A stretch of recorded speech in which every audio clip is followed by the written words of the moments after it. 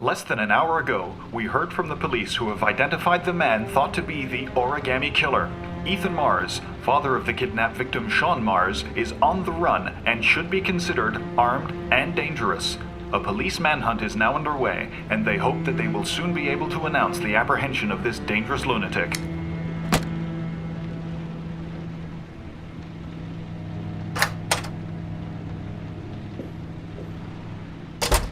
I brought some food.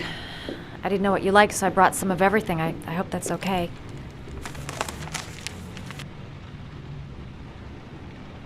Any cops? No, I think we lost them. The guy at the desk, though, he gives me the creeps.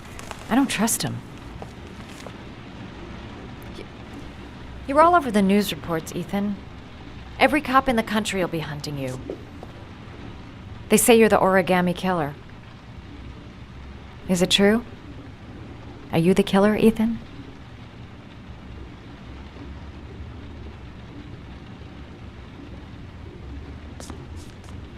Please, Madison, don't ask any more questions. The less you know. That's for me to decide. What have they got on you, Ethan? What have you done?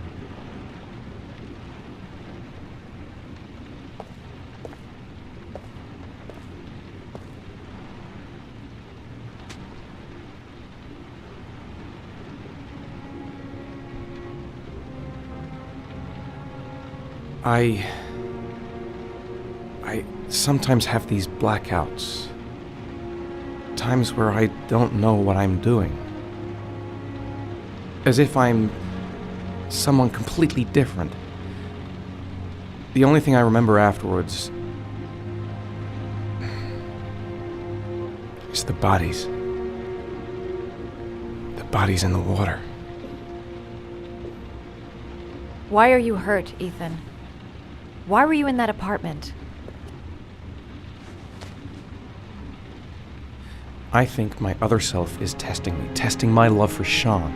He wants to know if I love my son enough to save him. That means there's some part of me that knows where Sean is. But the only way to find him is to go through these trials. Why can't you tell that to the police? And tell them what? That I'm a schizophrenic who drowns his victims and has kidnapped his own son? They'd never let me go, and I have to stay free to save Sean. I have no choice. I'm his only chance. When Sean is out of danger, I'll turn myself in, but not until then.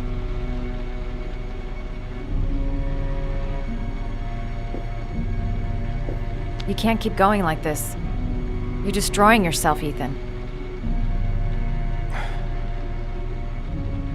Finding Sean is the only thing that matters. There has to be another way. You don't understand. Time is running out. Sean will be dead in a few hours. I have no choice!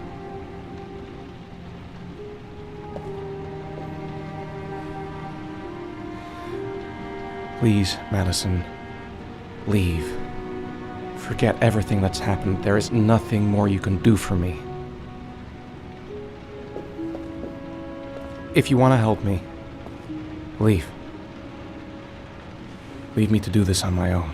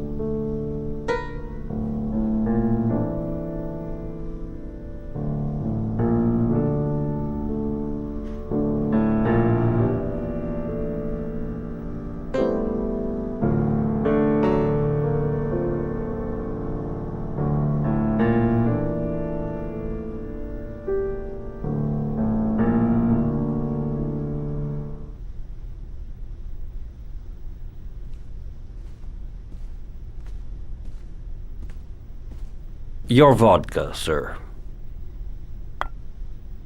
Thanks. You look preoccupied, if you don't mind my saying so. Problems with the investigation? Blake is convinced that Mars is the killer. Not you. I thought there was some evidence to that effect. That's true. But it just doesn't make sense. His psychological profile doesn't fit. Neither does the geolocalization. I can't see this father drowning 8 victims before kidnapping his own kid. Mars is not the origami killer. I'd stake my life on it. Then who is? I haven't the faintest fucking idea.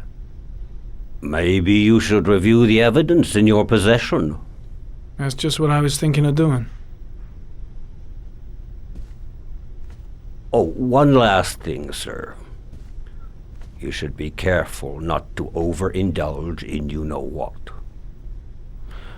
It can be dangerous. Very dangerous. I'm trying to keep a handle on it, but that's difficult. It gets more and more difficult.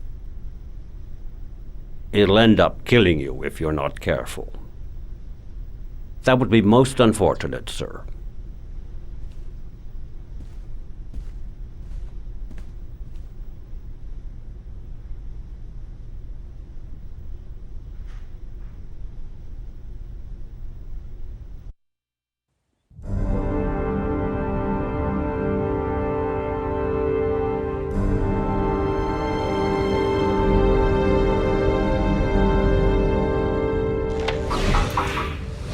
Well, looks like there's something new. The video recording from near the park on the afternoon Sean Mars disappeared. I doubt there's anything on it, but you never know.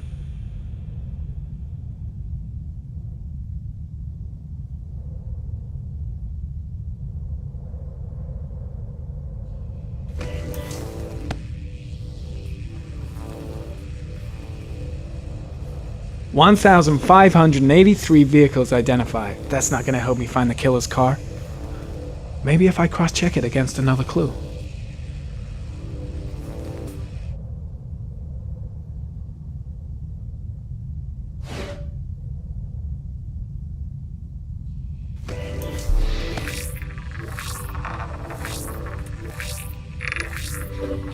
The killer's car is probably a Chevrolet Malibu 83.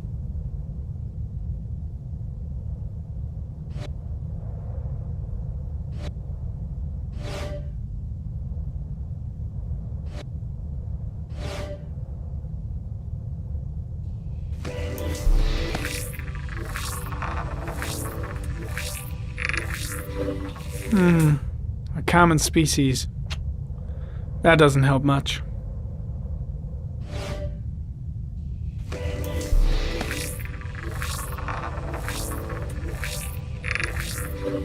No prints or specific clues. Nothing much to go on.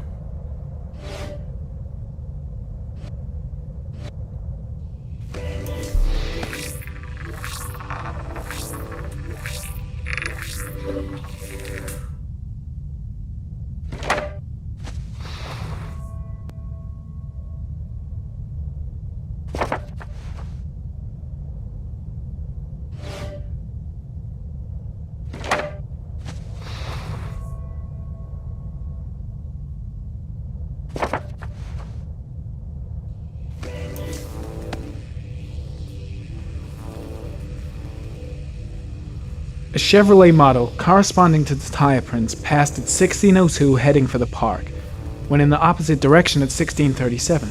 That could fit the time that Sean Mars disappeared. Could it be the killer's car?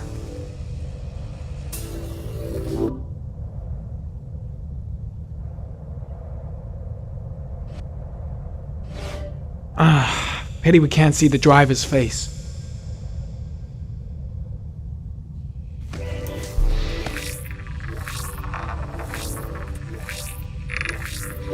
The car was stolen. Let's see. A certain Jackson Neville was suspected of stealing it, but the charges were dropped. Not enough evidence.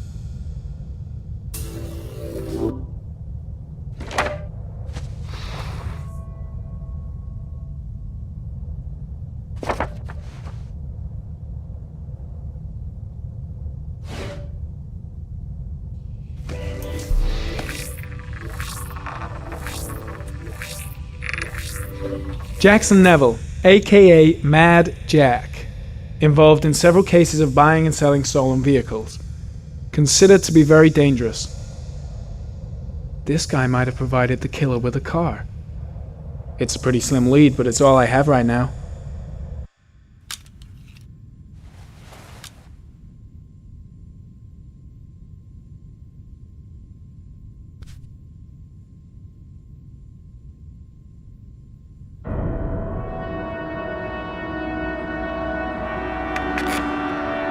Oh, one last thing, sir. You should be careful not to overindulge in you-know-what. It can be dangerous. Very dangerous. Shit, it's coming. Trypticane. The tube is on the bedside table. All I need is to take some, and the pain will go away. I should resist. This is gonna kill me. I know I can resist. I just need to stay in control and do something until it goes away.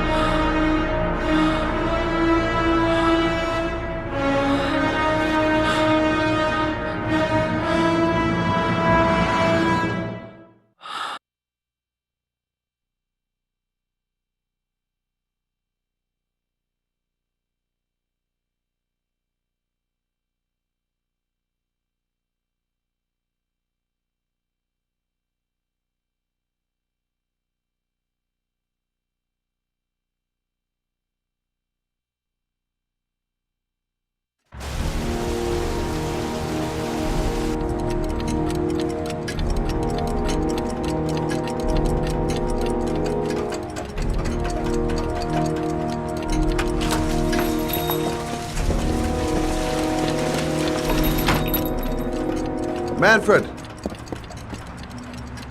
Manfred! Anybody home? I was crazy to let her come with me. She's trying to help out, but she just gets in the way. I'll have to talk to her later. What was that meeting with Charles Kramer at the golf club really about? Why is he so worried about me investigating his son? Nothing much changed here. Just the dust and the clocks ticking on and on. Hi there, Manfred. Who is it? Scott. Scott Shelby. Do you remember me? Scott? This is Scott! Oh, yes, of course. Well, good to see you. How long has it been? Oh, about 10 years, I guess. At my age, time means nothing anymore. I repair clocks, but I try to forget about time. How about you? Are you still with the police? Oh, no, I quit. I'm a private investigator now. This is Lauren. She's a friend. Hello. Oh, hello, young lady. Well, this calls for a celebration. I've just the thing. Wait there. I'm sure I saw a bottle of scotch around here somewhere. Nice to see Manfred again. Just like old times.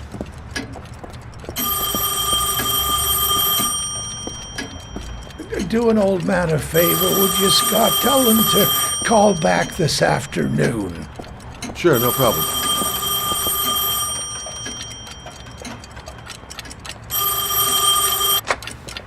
Hello? Yeah, this is Manfred's. He's not available right now. Could you call back later this afternoon?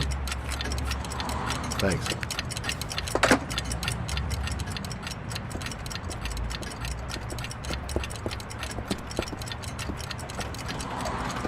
Well, to old friends.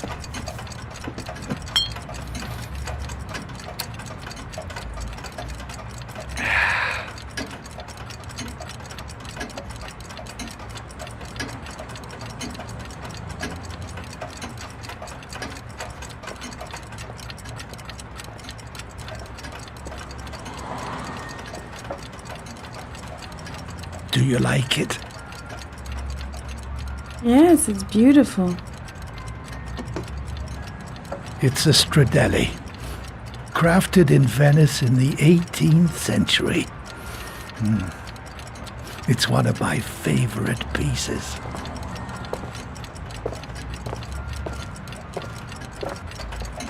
Tell me, Scott, what brings you back after all these years? I'd like you to have a look at an envelope. I thought maybe you could tell me about the typewriter that was used to type the address on it. Oh, well, let's have a look.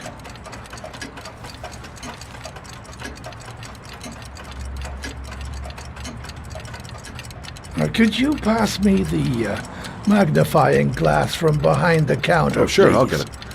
My eyes are beginning to fail me.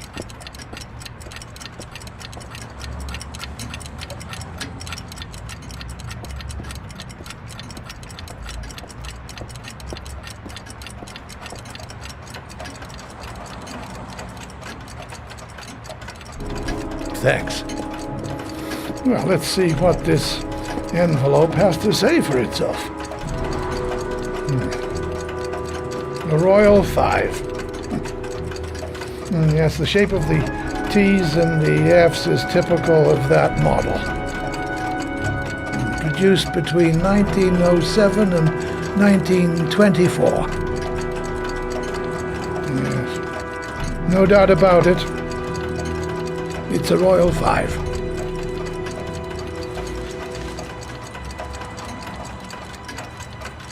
These typewriters, are they rare? No, they're fairly common. I'd say many folks have one gathering dust in an attic or in their cellar. Are there many places around that could repair one of these? I bought the company's entire stock of spare parts for a song in '64. Well, they were going to take them to the dumpster, so I got the lot. Anybody around here who has one that actually works has been to see me at one time or another. Do you keep a record of all your clients? Oh, yes, indeed. At least the ones who pay. Any chance I could get a peek at that? Yes, of course. I keep my account books in the office. If you're not in a hurry, I have a list of all the clients who ever bought a Royal 5 or had one repaired. Yeah, that would really help us out. Delighted to help. Give me 2 minutes, and I'll be right back with the list.